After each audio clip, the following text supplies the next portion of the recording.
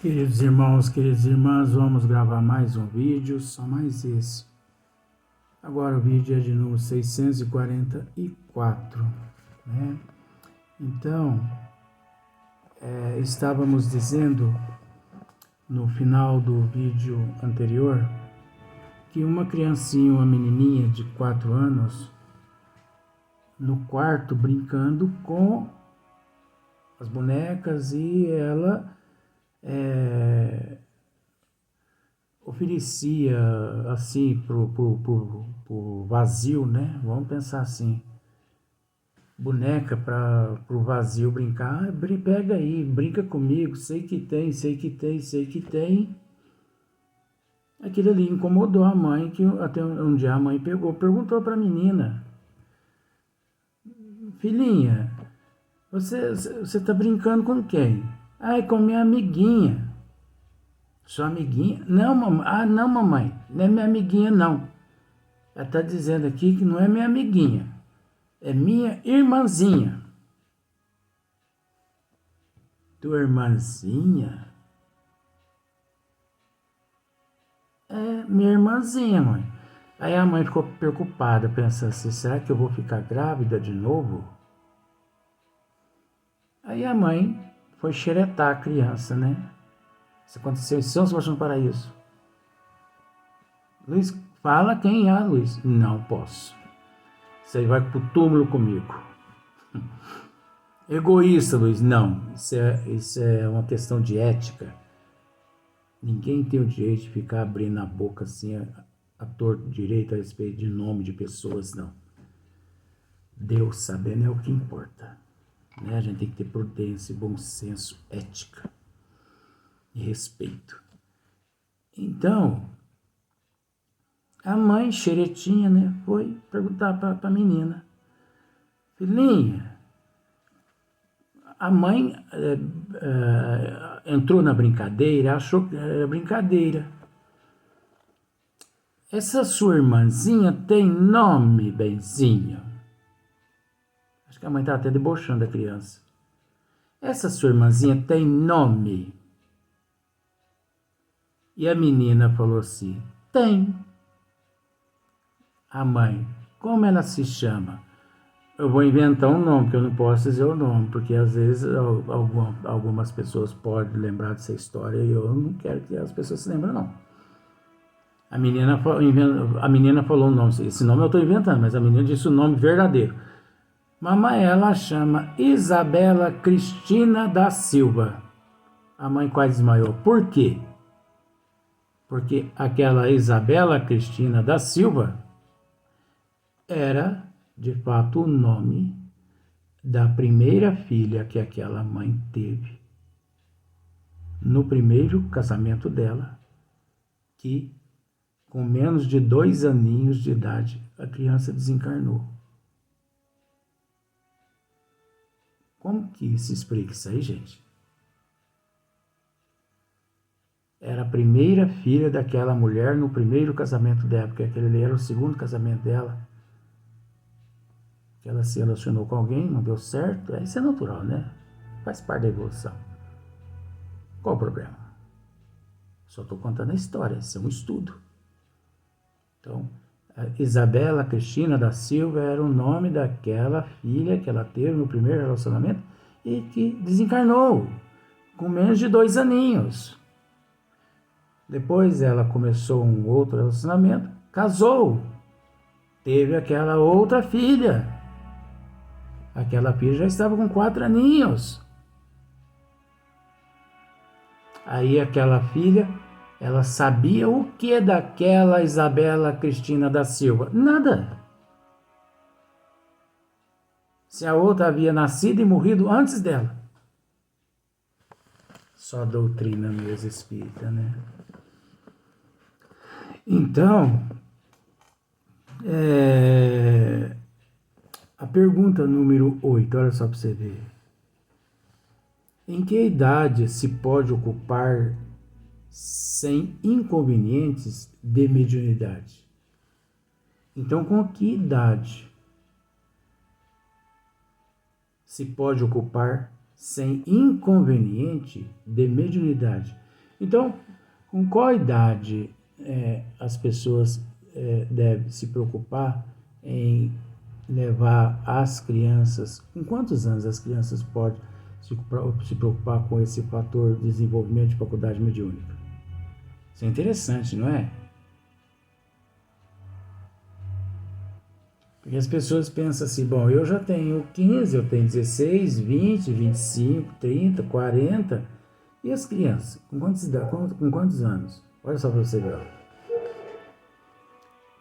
Kardec fez a pergunta, mas os bons espíritos respondem assim, ó, não há idade precisa.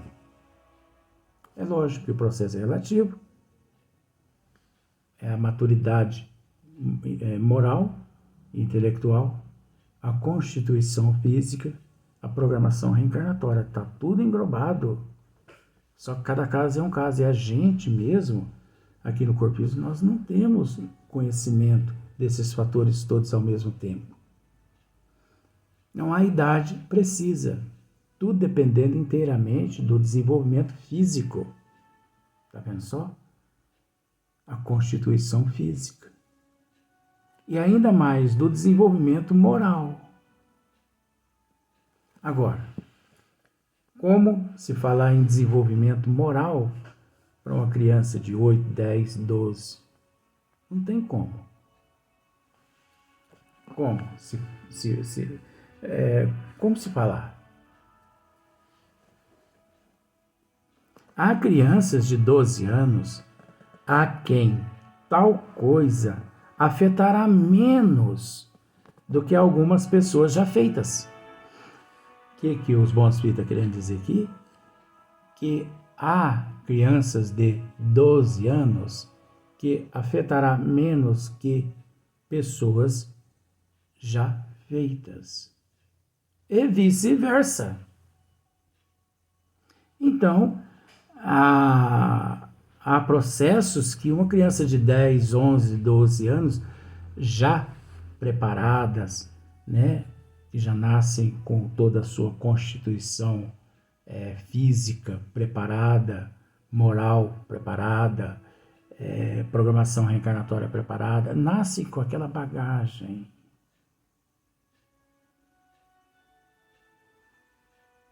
Ela nada a afeta, enquanto uma pessoa assim, mais adulta, né, uma pessoa já feita, aquilo ali para ela é um abalo. Tem crianças que, nesse caso, ela vê espírito, ouve espírito, e ela não se sente abalada, né? 10, 12, 13, 14 anos, ela não se sente abalada. Eu mesmo, quando tinha meus 3, 4 anos, eu ouvi espírito, e para mim aquilo ali era natural, até porque eu achava que todo mundo via.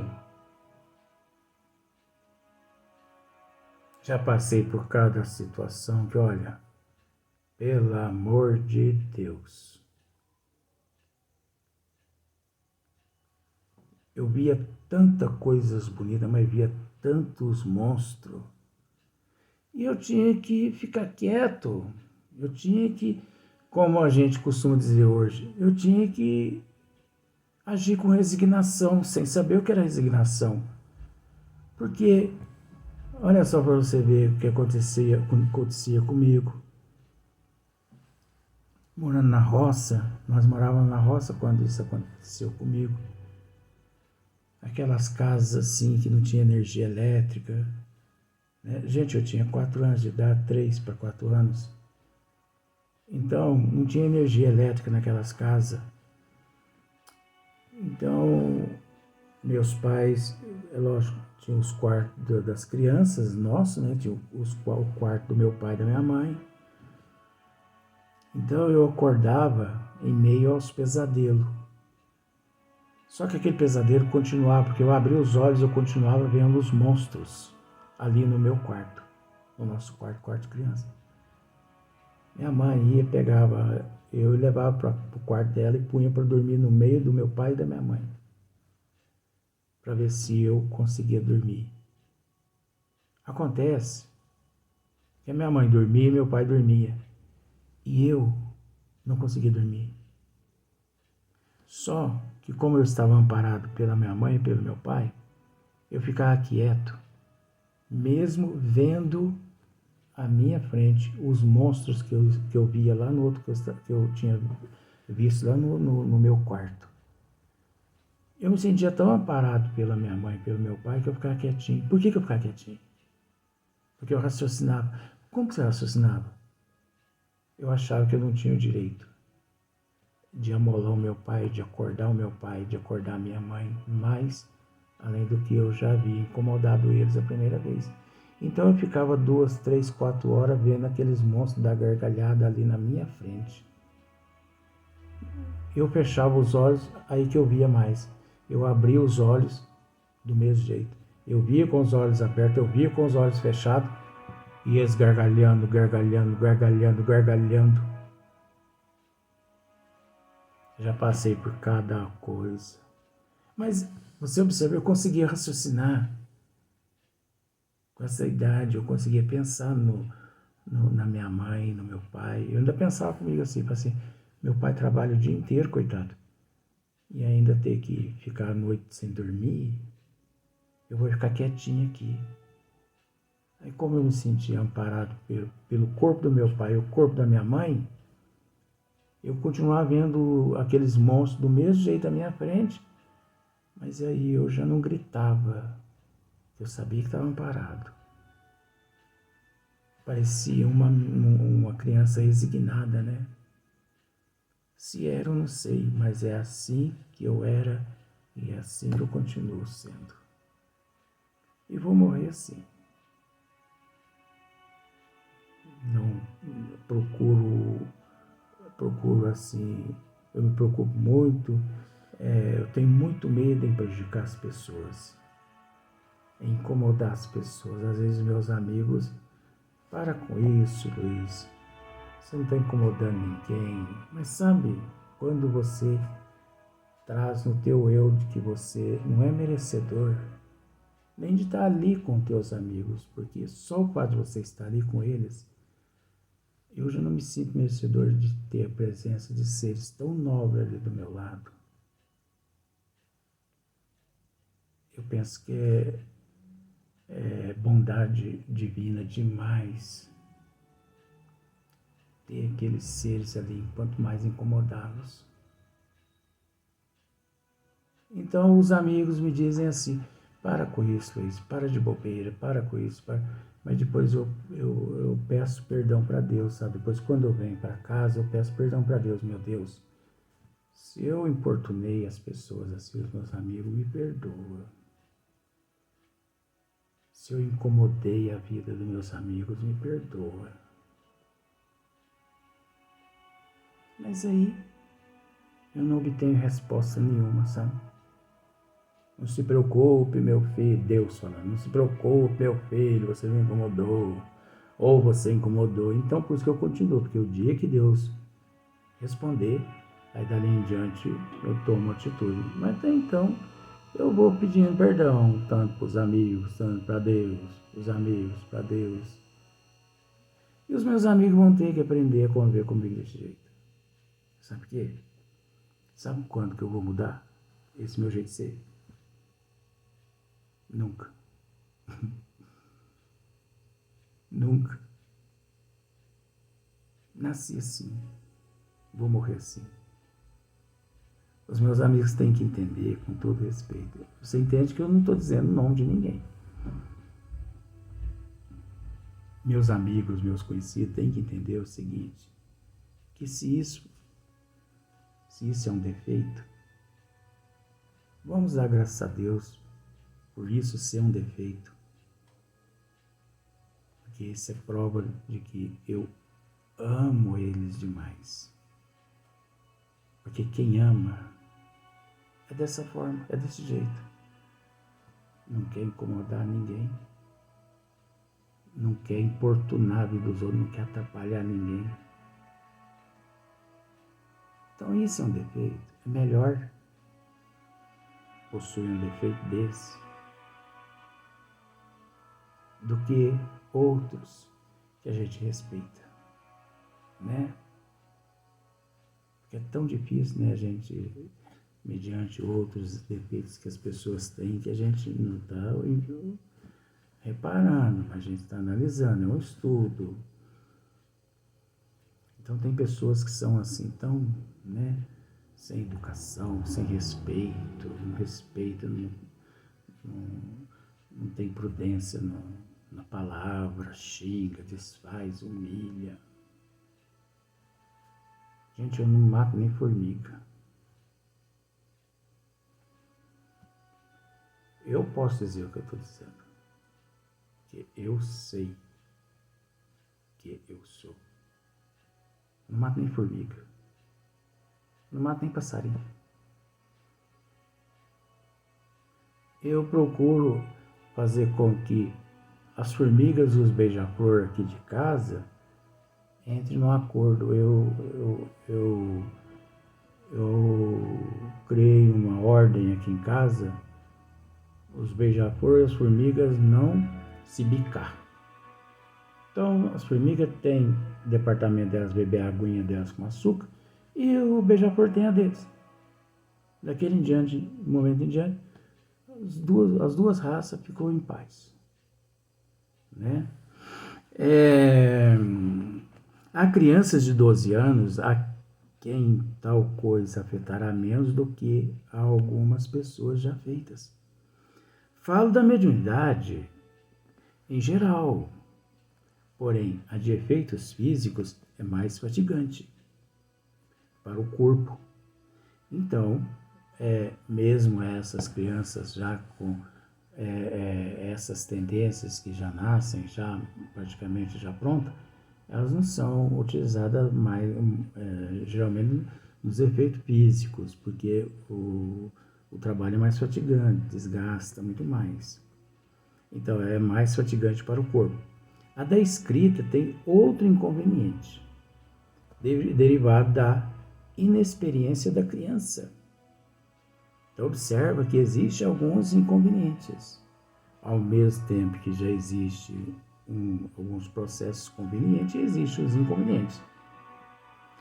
Dado o caso de ela querer entregar-se a sós ao exercício da sua faculdade e fazer disso um brinquedo. Então é preciso, mediante toda essa situação, muita prudência dos pais, muita prudência dos presidentes das casas espíritas, né? Jamais permitir. Eu sou de opinião de que mesmo aquelas crianças que já nascem, não se deve permitir que ela, antes, pelo menos, de uma evangelização infantil na casa espírita, a qual os pais frequentam, e antes de alguns cursos de integração ao espiritismo, antes lá dos seus 14, 15, 16 anos, não deve permitir que aquele jovenzinho, né? Aí já deixou de ser criança. Criança, no meu ponto de vista, não se deve aceitar em momento algum.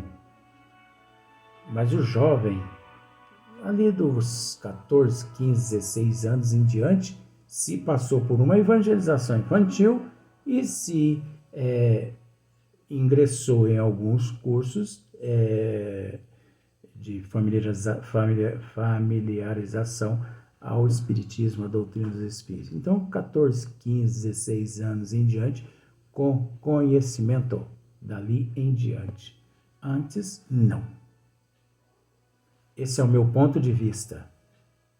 Porque antes, os inconvenientes são enormes. Que nós, com todo respeito, os idosos, que pelo fato de idoso, pelo fato de muito conhecimento do espiritismo, como muitos se dizem, agem na imprudência, agem com imprudência, com irresponsabilidade. Agora você imagina, pega uma criança de 9, 10, 11, 12 anos, que ainda, com todo respeito do termo, que ainda não são nem das fraldas. Não é porque ele vê espírito, não é porque houve espírito, que já pode colocá-lo ali. Não. Observe só para você ver o Chico Xavier. Ué. Chico Xavier via espírito também praticamente desde quando nasceu. Mas quando foi que Chico lançou o primeiro livro, ou quando foi que ele começou a trabalhar definitivamente na doutrina dos espíritos? Dos 17, 18 anos em diante. Com 21 anos de idade, Chico lançou o primeiro livro da sua lavra de mediunidade, que é o primeiro livro dele, chama Parnaso de Além Túmulo. Estude a autobiografia de Chico Xavier, procura lá. Parnaso de Além Túmulo, primeiro livro de Chico Xavier aos 21 anos de idade.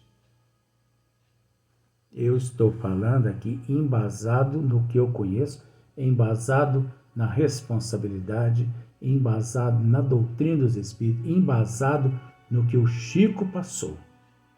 Isso não foi também diferente com o Divaldo. Vai ver lá para você ver quantos anos que Divaldo lançou o primeiro livro. Parece que é Messes de Amor, Messes de Luz, um negócio assim. Mas o do Chico, aos 21 anos de idade, Parnaso de Além Túmulo. Então, não é uma questão de confiança, é uma questão assim de precaução. A gente precisa tomar bastante cuidado, mas deve-se ingressar dos 15, 16, 17, 18 anos em diante. Antes não. Eu, com todo respeito ao termo, na casa espírita a qual nós dirigimos, porque não sou eu só que dirijo, eu e mais 4 pessoas, 5 pessoas boníssimas. São pessoas nobres quem dirige aquela casa. Então eu tenho 1, 2, 3, 4.